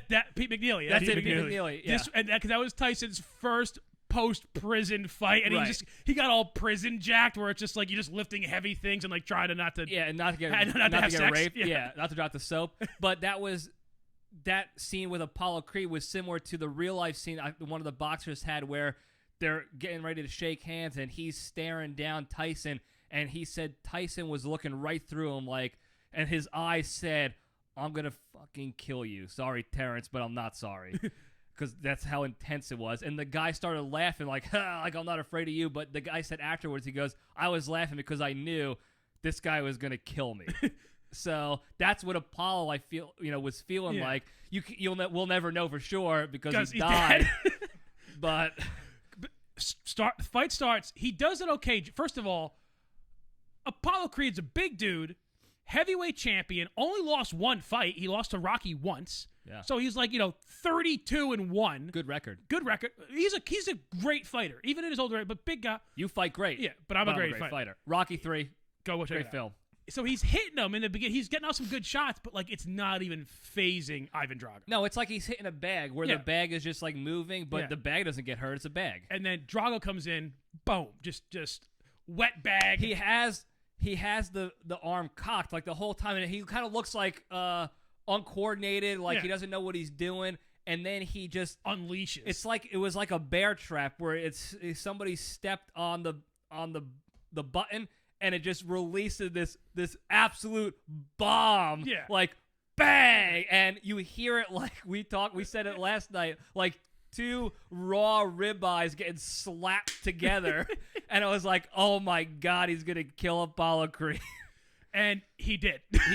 He did. But by round 2, spoiler alert, Apollo died. And then there's the scene at the end of the fight. He's bleeding on the. First of all, really graphic. Like when he gets that final punch and you see him. He falls on the ground. Yeah, he's He's not like unconscious. He's like on the ground flat, and he's just like he's like literally like know. He is dying. Yeah, this is not a knockout. He's unconscious. He killed him. He is dead. He was in trouble. And then Rocky's holding him. It's absolute pandemonium. Warner Wolf's that there. was Warner Wolf before, yeah. Everyone's going crazy, and then he looks up at Ivan Drago, who says another great line: "If he dies, he dies." And then immediately goes I could not be defeated. They cut out a part of the movie. There's a whole other scene. I guess you could probably watch it on YouTube now. Of Rocky now wants to fight Ivan Drago because apparently I heard from a source unverified yet that they're coming out soon with a Rocky IV director's cut. A motherfucker. Sorry, Terrence. But if that happens, I'll stream myself watching it sleeveless and I'll probably oil myself up for you guys. But if a couple shots of Soul Glow. So, if that happens, I'm getting the Astroglide out, even though that's for sex and for Bob Sacamado's certified pre-owns, and I'll oil up and we'll watch it together. But there is that gap in timeline on the movie-wise anyway. He goes there, and now, so just so you know how, in terms of boxing, he's an amateur fighter, Ivan Drago. He's an Olympian, but he's not registered as a professional. Even the fight against Apollo Creed was an exhibition. It wasn't like an actual, what's the word I'm looking, endorsed fight by like the boxing commission, a sanction fight. Rocky wants to fight him, and the commission's like, no, we're not going to have this nobody fight for the title because like he killed your friend. So he goes to the commission, and Rocky's like, I'm going to fight him anyway, so do whatever you need to do. They take his belt away. Your belt. He already gave it to Apollo's coffin anyway. Yeah, he just put it on the coffin. So he's like, I don't even have the belt. You can't beltless. You can't take your official boxing belt and like put it in somebody's coffin like that. Because you have to give that to the next guy. So like, no, it's going in the earth. Yeah. So they cut that scene out, and so as soon as it goes from him dead in the ring to a bunch of cuts of funeral. like to the funeral, and then cuts of newspaper clippings of saying that like Apollo Creed dead, and then Rocky gives up belt, and then Rocky to fight Ivan Drago. Immediately to a press conference. The ink on the newspaper is still hot off the presses, and he's rolling into the press conference. He's in the press conference with Duke and Paulie. Not Adrian. But Duke and Paulie, who like at this point you're at the press conference, you should know what the plan is. And they tell Rocky, he's like, why are you not doing this for the title? He's like, that's not about the title. And someone's like, hey, Rocky, how much you getting paid for this fight? He's like, no money. And Paulie's like, wait, what? So it doesn't tell Duke, who's his trainer, who he has to pay. Like, oh, by the way, this is going to be a pro bono. And then he's like, when is the fight? December 25th. And Paulie's like, wait, what? Everybody was like, what? It was a backdoor Cold War. It was a backdoor deal. Cold War deal where they're fighting Christmas Day. And he's like, where? And he says, where are you going to be fighting? In Russia. Paulie's like, are you nuts? Paulie was going to have a fucking heart attack an over there. aneurysm. The poor bastard. The unsilent majority. Yeah. So they have that scene, and there's a good back and forth between Paulie and the Russians. Oh, yeah. And then it cuts to Adrian walking into her house with reporters like, hey, where are you going for Christmas? Like, what do you think about this fight? She's like, obviously invading privacy. Yeah, she's like, oh, I don't know what you're talking about. I don't know about this fight. I'm like, wait, how long between the funeral and this time? Same day. He hasn't told his wife, his cornerman / brother-in-law, or his trainer what the plan is, when the fight's going to be, where he's fighting, how much. They have no idea what Rocky is doing. No. It was the same that you look at what he's wearing. He's at the funeral. He takes his jacket off to the press conference. He comes home with the jacket off. It's the same day. But how did the reporters from the press conference beat him back to his own house? Because it was daytime when they accost Adrian. I think he had to go take a dump. And then shoot up some steroids. And then look sad. Look sad. Yeah, and work up a sweat. Yeah, because so he comes in like hours later from his press conference. Yeah, it was already nighttime. Yeah, and she's like, "Anything you want to tell me?" And she's like, "Why did you do it?" And he's like, "Cause I'm gonna die." Or something. And that's when he goes into the if to beat me, he's gotta be willing to kill me, and to kill me, he's gotta be willing to die. And the that old chestnut. So. And she's like, well, I don't agree with this. First of all, I wish he just would have told me.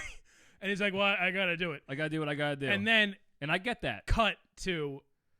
So then he walks out to go to the Lambo, and that's where we cut to this driving montage. Driving, like a flashback like montage. Like an 80s flashback montage with this song called No Easy Way Out.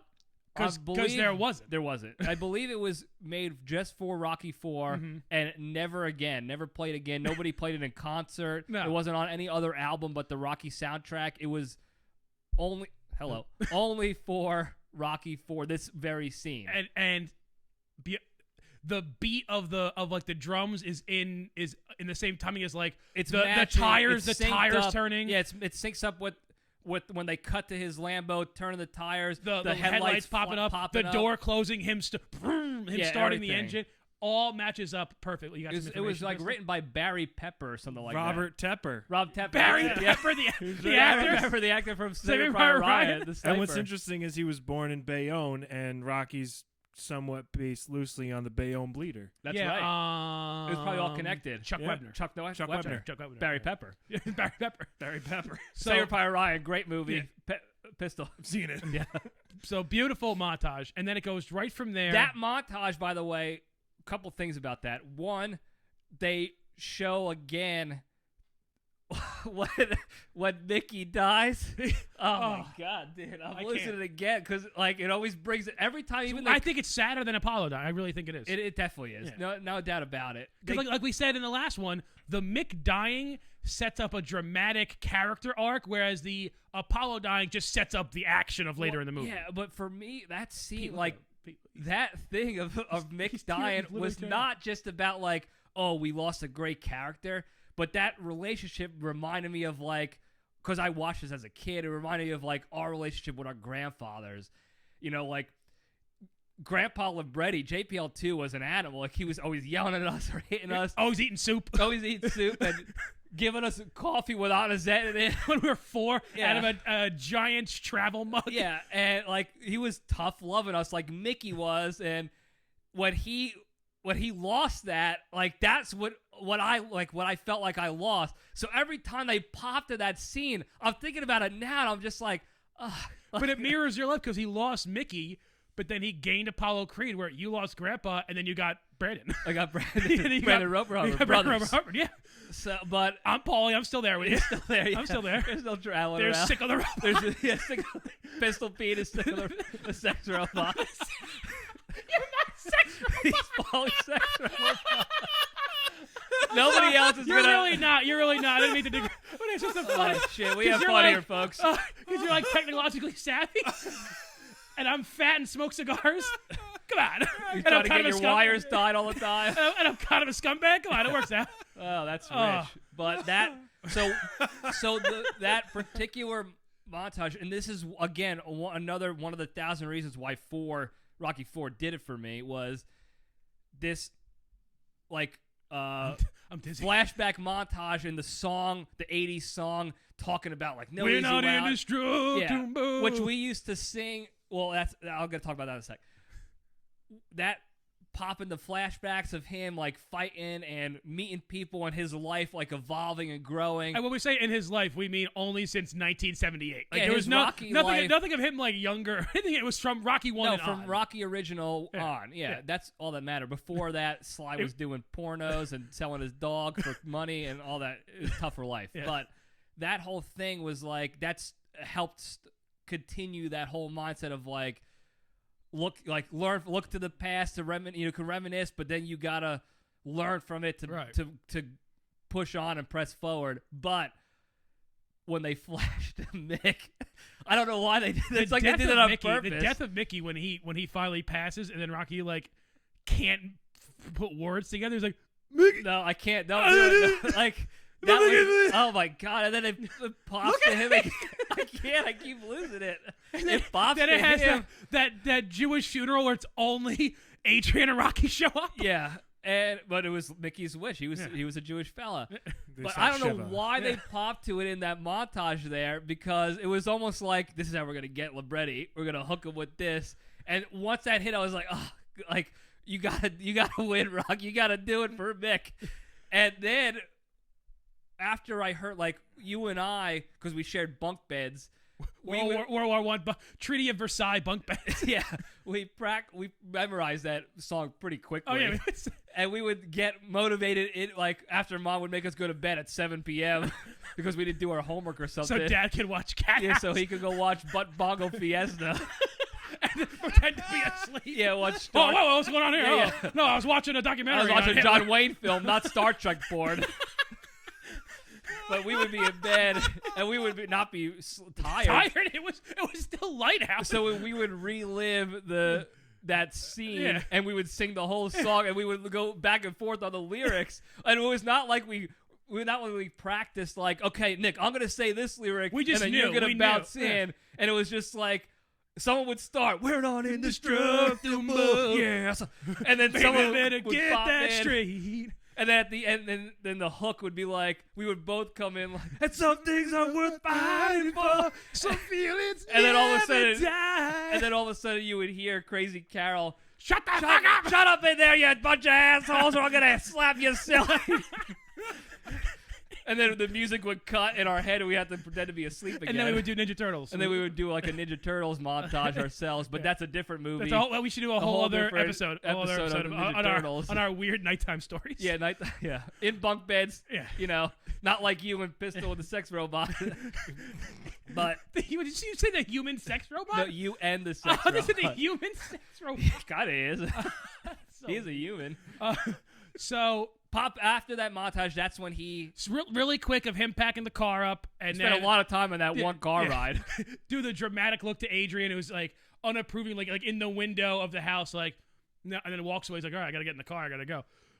Immediately, he's on. I guess he flew commercial to like Moscow, Maybe and then had to take like a puddle jumper DC-3 World from War the II plane. Berlin airlift. Yeah, to Siberia, flies in the middle of a snowstorm, gets there, and then the KGB are there like, Bujama-san. Like, and like big mustache, like Mercedes-Benz with chains on the tire, Diesel it's snowing. Benzes. And that's where another Ronald Reagan power move comes in, and he has Paulie wear an NRA jacket. Like on the left sleeve, it had the patch of NRA, and on the back, it had the "Don't Tread on Me" flag. in Russia in the middle of the Cold War. 1985. And Paulie is legitimately, he'll scrap with you. We were talking about this yesterday. We were talking about how he'll fight anybody. He fights Hulk Hogan. I don't sweat you. Like, he's always ready. He always loses. Always ready. But he's not going to win a fight if the KGB wants to take his ass out, and he's just stoking the flames. He's like, I don't give a shit. He is like, I don't care. Yeah. So they arrive at like the barn/farmhouse in the middle of Siberia. Yeah. And then it starts training montage 1. Right, where he which gets is just everything he wants. just instrumental. It's just an instrumental one. We're talking music-wise, folks. Yeah, I guess it was also instrumental to the plot. To he's working out, climbing mountains, sawing down trees, picking up rocks. He was chopping them, too. Ivan Drago's in some Total Recall gym with lights and everything. He was in a gym up. Created by Doc Brown. Yeah, if we're mixing universes, he was on the Starship Enterprise in their training facility, just hooked up there. Everything is just like knobs and no words of like what this knob does. Electrodes and it's like Tesla. Time Tesla. machines. Everything was He doesn't even have like a regular what's this called when you do the punching bag, speed bag. He doesn't even have a speed bag. Testicle he has like a machine where he holds 2 handles and he just goes like almost like a bike, but for his arms. An arm bike. Yeah, an arm bike. So instead of just hitting it back, it's like everything is technology. ABD, arm bike. Instead of daddy. doing sit-ups, he's strapped into a thing and does like machine sit-ups. Like everything is torque, machines. For weighted torque exercises. But And Rocky, he's getting a good training in. He's getting solid. that was another thing too that was so motivating for me as an adult was he did it with practically nothing, like stuff you find outside. So if he could do it, like I could find rocks outside. So we could do. I found a couple of rocks that I could pick up on my hand. I was like, man, this is not doing it for me. But if he could do it, I could do it. So that's when I was hitting. We had the bookshelf I talked about previous episode where I would anchor my feet in and do sit-ups on, and then I made it an ab roller. So you know how they had the ab roller wheels that you. So I made it out of like old sand-filled plates that Dad had on a pipe that I grabbed, and I just started doing like the ab rolls, and then I would try to do those leg lifts. Like obviously I couldn't, but I would hold on to the foot of the bed like this, lay down and try to lift up, but then the bed was like almost falling off. And then I had the pull-up bar. Like everything was Rocky. And then even later on in life, when I moved to South Dakota, I was stationed up there. I was living in a log cabin, a kill cabin for 6 months. And there was a time where I was trapped up there for a couple weeks because of the snow. I immediately, like, it wasn't like I thought, man, this is sort of like Rocky IV. The minute the first flake hits the floor, you're like Rocky IV. It wasn't even like it was like Inception where the snow hit and then I was Rocky IV. I was Rocky IV. And I would fill up. I had a couple buckets that I would fill up with rocks and sand and shit, so I could do farmers walks up the hills in the cabin. Galoshes. I had a separate garage that inside was like essentially like the cabin he was doing pull-ups and stuff on. So I was doing pull-ups and jumping rope in there and running up doing the hill sprints up these treacherous snow-filled hills, and I got shredded for those couple of weeks. I was feeling good, ripped. Feeling so America. And it was just right back to that. Like it was like muscle memory, even though I don't have muscles. It was just memory. Or good memory. Yeah, it was just like immediately I fell right back into this is what my life needs to be, Rocky. Right. So he finishes up training montage 1. He's coming back from a jaunt in the mountains. Yeah. And who's there? Who's waiting for him back at the cabin? Oh, it was Adrian. But love it. We had that her jacket.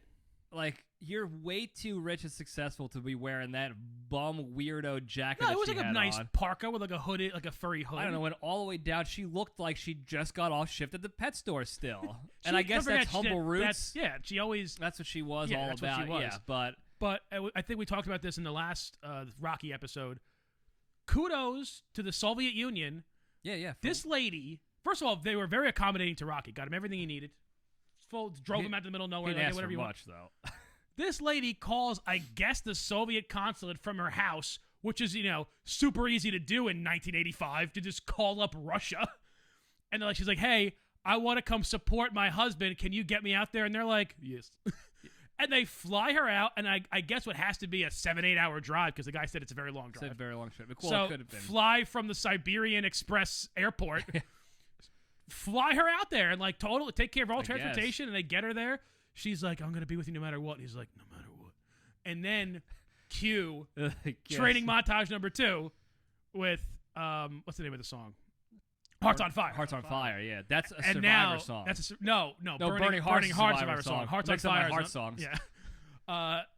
Training montage number 2. Now he's like even more serious because now he always has to get Adrian on his side. He's got to get the backing. Yeah, because same thing in 2 and same thing in 3. Once he gets Adrian like fully supporting him, he's ready to go. Right. So that's when he's doing stuff that I still have yet to try, where he's picking up the entire bag of boulders.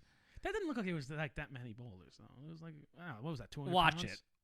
That was a lot of pounds. It was probably 200 pounds, but isn't it easier? No, it was to, way more than that. You think it was more than 200 pounds? Yeah. He was on steroid. Like, it was the 80s. Rocky was lifting more than that. I want when he picked up the carriage with all of them in it, that had to The be sleigh? like 300-400. Because think of it, Paulie was at least 240.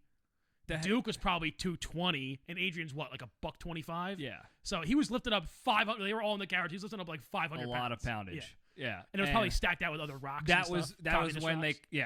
they commie rocks, Red red rocks. rocks, if you will, and I will.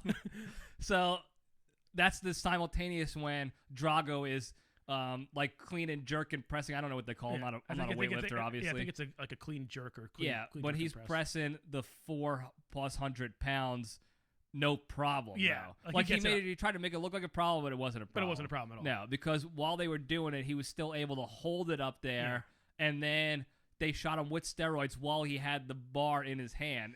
But I'm trying to think of because usually in the training montage for a Rocky movie, there's something that they figure out in the training montage, like this is how you're going to win it. So in Rocky 2, it was we're going to switch you to right-handed and to protect your eye, and we're going to make you quicker. It was no pain. Yeah, and then in Rocky 3, it was we're going to make you fast and lean, and you're going to be you're going to be like you're going to be a quick. In Rocky 4, it was like, all right, we're just going to like have you lift a bunch of heavy stuff. Like there was no technique or thing he learned in the training He didn't that need like to this learn is, anymore. He learned it all from Apollo.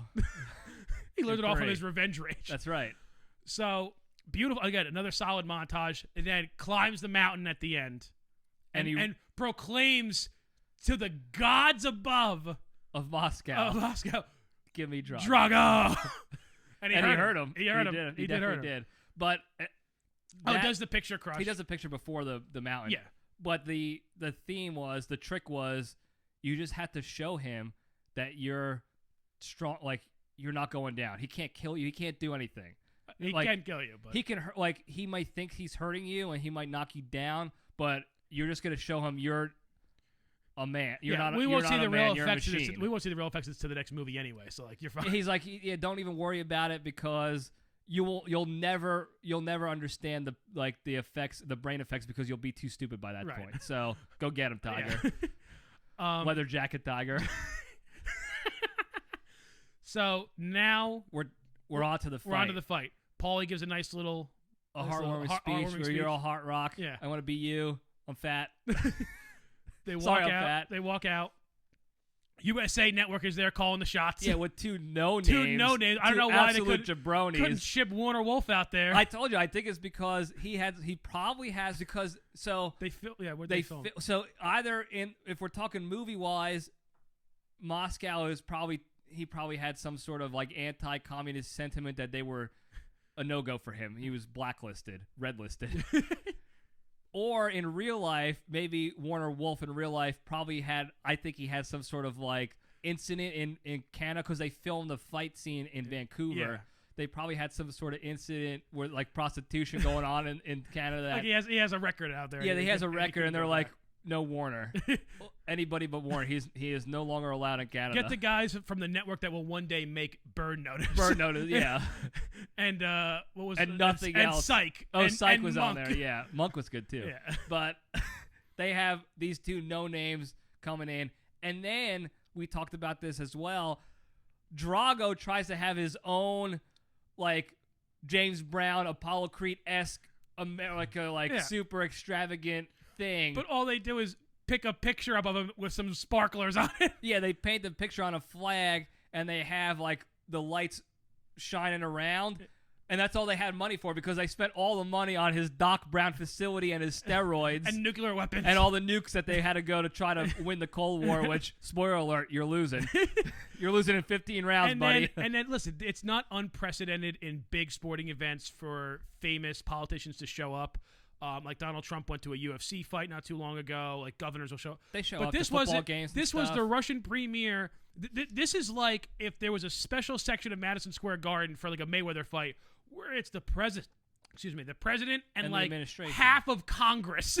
Yeah, all the shows all up the to a names. fight. Like that wouldn't happen. Like, but in Like an the official, state, the people that sit in the State of the Union address behind the president. Yeah. It's all of them, but just take that entire and like, put it in a bench box and at move it. MetLife Stadium. Yeah. But it was like an official. Like, oh, this is an official government hearing, but instead of a hearing, it's a boxing match. It's the It's a Cold. fight. It's the Cold Yeah. War. This is because they knew the Politburo knew like if we lose this, we're in trouble, guys. We're in real trouble. The Politburo knew if we lose this, everyone involved is going to die. Everyone's dying. We're going to kill Except the for- trainer. We're going to kill Drago. We're going to kill his wife. We're going to kill everybody involved. Maybe not Drago, but his wife. Everyone involved is dead. Yeah, they're going down. So, crowd very hostile attitude, very communist attitude, if you ask me, Oh yeah, because obviously it was. it was back then. Fight Still starts. is. Round one. Rocky's getting slaughtered. Gets knocked down twice. Yeah, and the punches that he was getting fed by Drago sounded like They sounded like if you took like a cricket bat and hit like a punching bag full of water. oh yeah, and like just like slapped it. Like that's what every it was punch like sounded it like. was like you took a fat leather strap and whipped it against a rhinoceros, like a rhino skin. It was just like whap, whap, and body parts are flying everywhere. He's swallowing his mouth guard.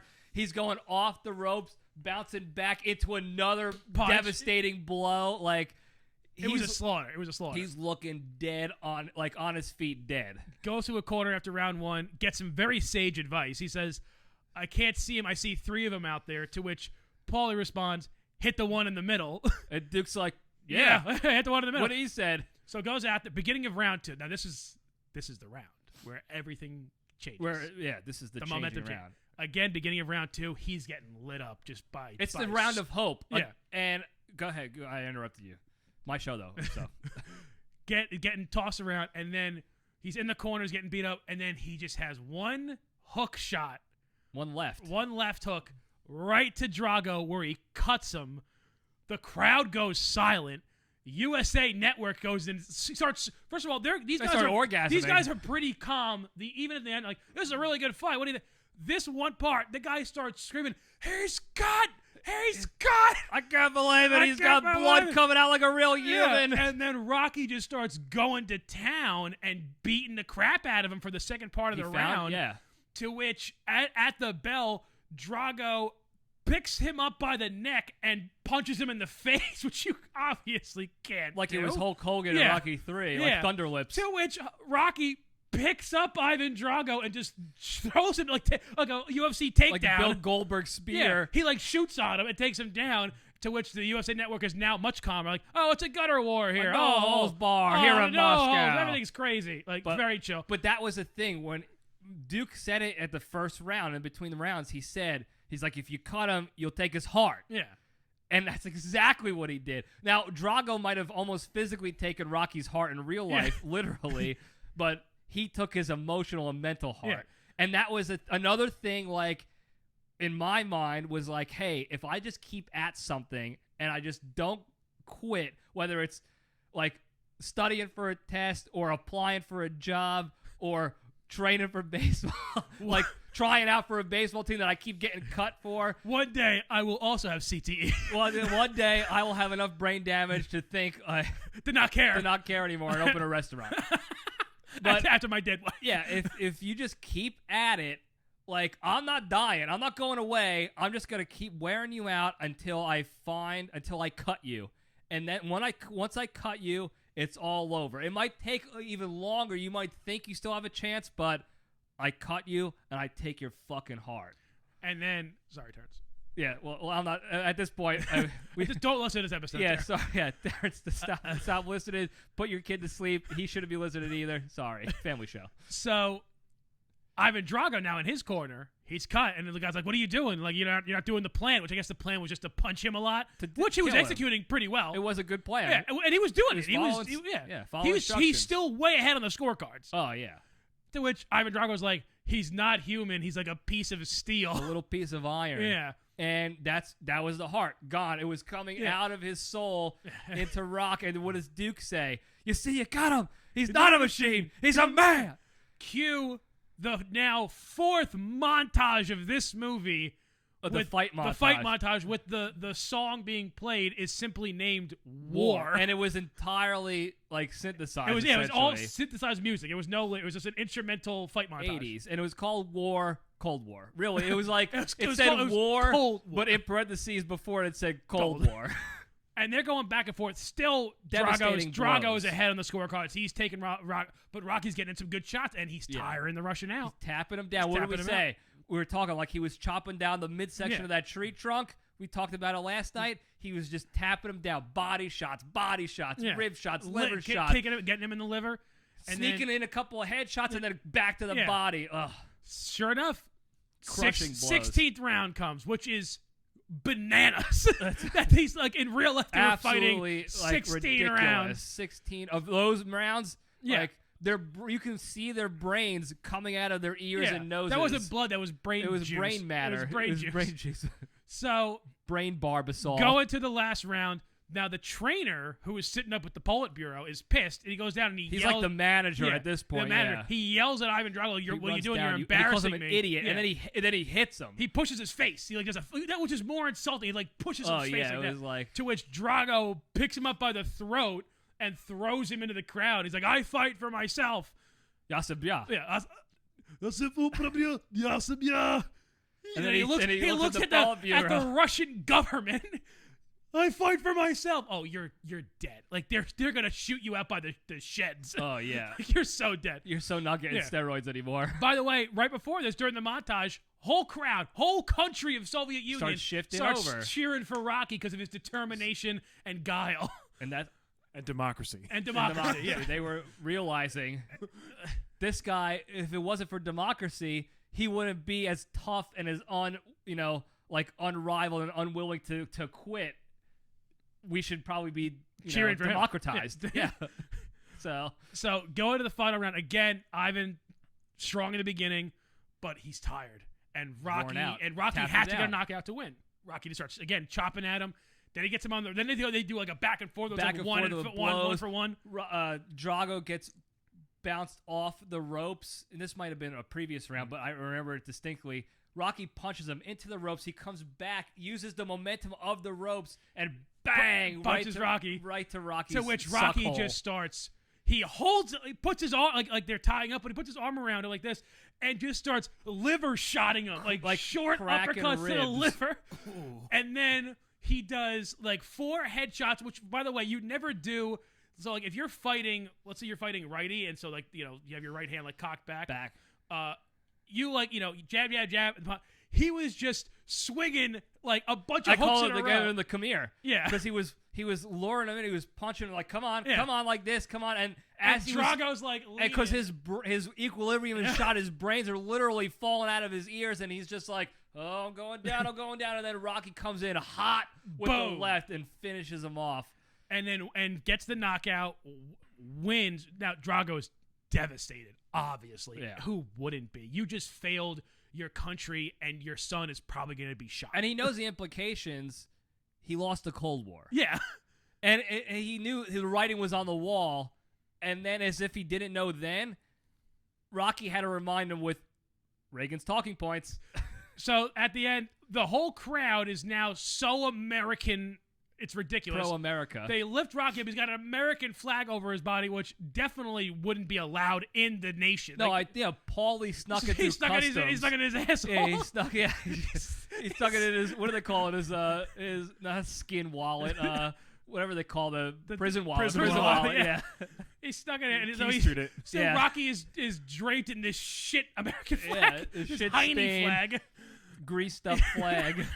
It's got the Astroglide on it. Yeah. Many uses for Astroglide. Oh yeah, of course. And then he gives this speech about how, oh, I didn't like you. You didn't like You didn't like me, but guess what? I think now he kind of likes each other's. So that's good, I guess. And if I could change, you could change. To which even Drago is like, yeah, man. He finishes up the speech like, we're all gonna change. Everyone starts cheering, to which the Politburo government, stands up and starts clapping for him, and then the manager's sitting down. He's mad that he lost, and then the head, like I guess it's supposed to be like Putin? like the Lenin, not Lenin. I guess who was Gorbachev? Gorbachev, I guess, looks over at the manager like, get up and clap for this American, and the manager's like, okay, I'm sorry. You're dying anyway, but clap. Clap for this American. And then he says, thank you to my son, who, by the way, is home with his two friends, and the robot is watching him. The sex robot. The sex robot is babysitting because the mom just like pieced it out of town. Yeah. On Christmas, I'm going to leave you with the sicko, the sex robot. And then shortly after that, the Berlin Wall came down. It wasn't. Look, I don't want to put the hat back on, but we just spelled out the entire movie in this 2-hour-long podcast here. It took us longer to talk about the movie than the actual movie. The movie's movie. only an hour and a half. Just go watch the fucking movie, you idiots. Why are you listening to this? But we started talking about the conspiracy. If you look in the timelines of real life, Rocky IV came out. This happened, this speech. He fires up when he's draped in the flag. By the way, I'm wearing a Rocky Run shirt. So how you doing? And within hours, the Berlin Wall comes down in real life. It was. It was more like within 3 years, but it was really close. It felt like hours. It was in Rocky time. In Rocky time, the next day they started chipping down the wall with a chisel. Might as well. Like, this serves no purpose. He did it. But incredible movie altogether. And it wasn't just like incredible action 80s movie. It was all the underlying things inside the movie about determination and being tough and not being a little bitch and quitting or getting hit and just dying. How not taking steroids, like don't, because he took steroids and he still lost. Steroids is not going to make you a better boxer. It'll certainly make you a stronger person if you work out and you can kill guys, but America wins. And Americans never do steroids. And they never do steroids on camera. So you can never catch them getting filmed doing steroids. Right. So it's private, like in somebody's bathroom. Yeah. They might get caught. Like you might open the door to go to a bathroom. You see a guy with a needle up his ass. It's always in the bathroom of like the MGM. Before a fight. Before the fight, because the steroids is gonna make you immediately better and stronger right there. Oh, okay. Okay, I'm in. It's like in the shitty Batman and Robin movie where they sauce up the shitty Bane, the venom, and he turns into an. Yeah, that's how it is. That's how steroids are. That's how 80 steroids was. So, great movie. You got that was a life change. The whole saga was life changing because again we could go back to Rocky 3. Well, I can't go back to Rocky 3, but the whole thing was life changing. That one in particular for a number of reasons. So I'm glad we got a chance to talk through it. Me too. Take the time to listen. I know some people, for whatever reason, are like, oh, the episode was so long, it had to take me 3 times. Like, all right. Like, it's content out there. Take the time. Spend the week listening to us bullshit our way through this damn movie and enjoy it or don't enjoy it. But I certainly did. So, thank you. Honestly, and we should put a disclaimer at the beginning. If you want the best experience, just watch Rocky IV right before you listen to this. Yeah, like what we did. Yeah. Watch the movie. And then come and listen to this, and then let me know what you think. Yeah. And then listen to it again, and tell your friends, tell your enemies. Also tell them to go follow my shit on YouTube, Apple, Spotify, Libretti Podcast Diary Show, Instagram at LPD_show. That's where I post all the content. If you notice, I haven't posted like treasure hunts or anything because these are pre-recorded episodes, so I can't be giving shout-outs to nobody. Because I don't know who the shout-outs are going to be for. I don't know who won yet. I can't predict the future. I'm not Doc Brown. So that was Back to the Future reference. Go watch the movie Pistol. Great film. Okay. But thanks again. You got anything you want to plug? No. All right. Pistol in the background? Nah. All right. Pistol does some live Instagrams every once in a while where he plays every instrument you could possibly imagine. It's super entertaining shit, so go check that out too. But thanks for listening. Email. Oh, I forgot the email. Yeah, LibrettiPodcastDiary@gmail. If you want to go one-on-one with your shit talking and stuff, I do get some hate mail, which is pretty good. Every time I get some good hate mail, I'll post it up so everyone can see. But that's all I got. Yeah, You got anything else? No, Anybody? Beautifully done. Very good. Great episode. We could start over. I could talk about this again, honestly, but we won't. But thanks again, guys. Love you all, and stay strong. And I was talking to your mother just the other night. I told her I thought you were an asshole. She said, yes, I think you're right. And all